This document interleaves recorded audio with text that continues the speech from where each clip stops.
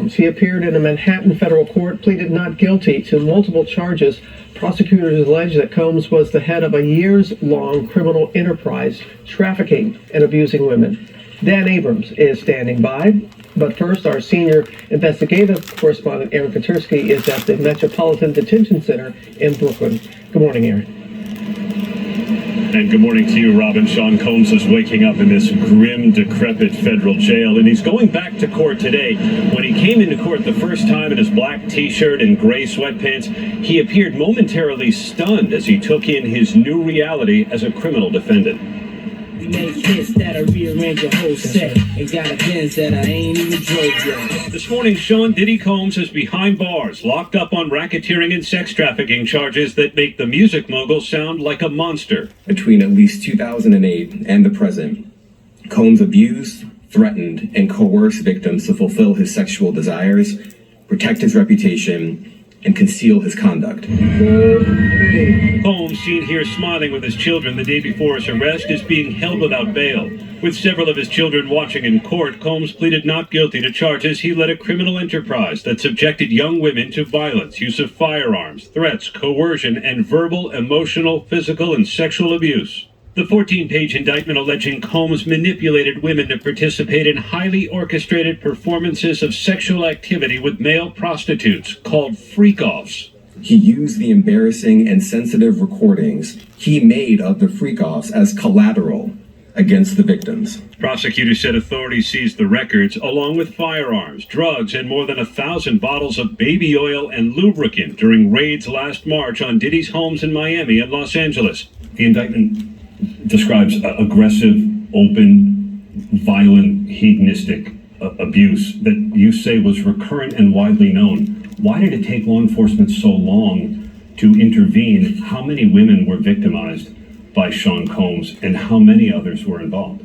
Look, our investigation is ongoing. We are committed to bringing justice to everyone who's been victimized by the defendant. I can't tell you why it took so long. I think the better focus is on the fact that we are here today, and we are committed to making sure that justice is done. His attorney promising a vigorous defense, saying those freak-offs were nothing more than consenting adults experiencing intimacy. I'm going to fight like hell to get him released, and he should be released with all that he's done and coming here voluntarily. I thought I told you that we won't stop. I thought I told you that we won't stop. Combs has been the focus of a criminal investigation since former girlfriend and singer Cassie Ventura sued him for sexual and physical abuse, Diddy settling a day later without admitting wrongdoing. But the criminal charges include a description of this violent 2016 video obtained by CNN.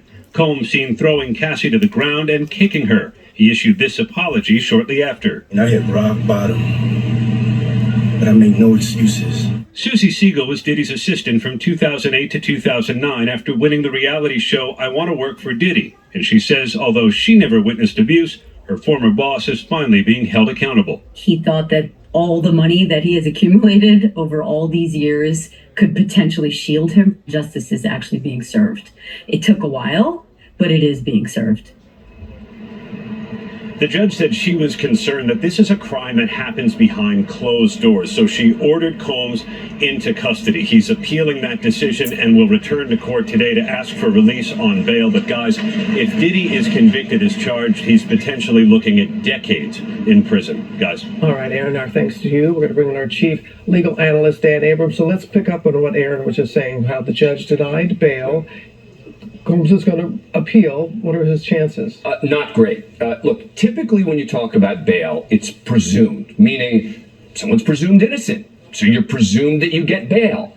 Not in this kind of crime. In this kind of crime, bail is not presumed. Furthermore, you've got the problem that he's accused of intimidating witnesses, of trying to interfere with the investigation. None of that helps him in his argument that he should get bail. So he's going to now make similar arguments that he made yesterday to a different judge. I think it's still unlikely he's going to get that bail. But we'd see. There's still a shot. And prosecutor, they laid out the evidence. So how strong is the case, and what could the defense be? Right. So an indictment always looks strong. And I think that one of the strongest parts of this case is going to be that there isn't just one witness. This isn't just about Cassie. There are going to be multiple witnesses who are going to be testifying. The defense is trying to portray this as, oh, there's going to be one witness. No. There are going to be a lot of witnesses who are going to come forward.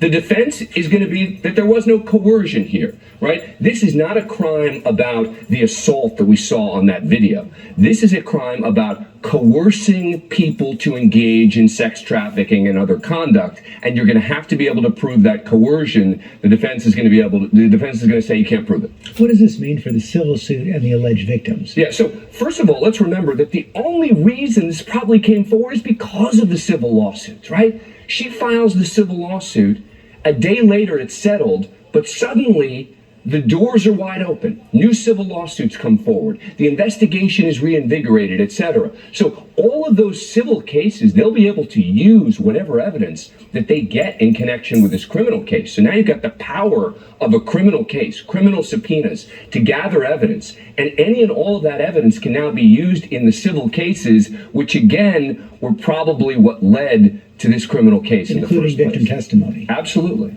Dan Abrams, thanks very much.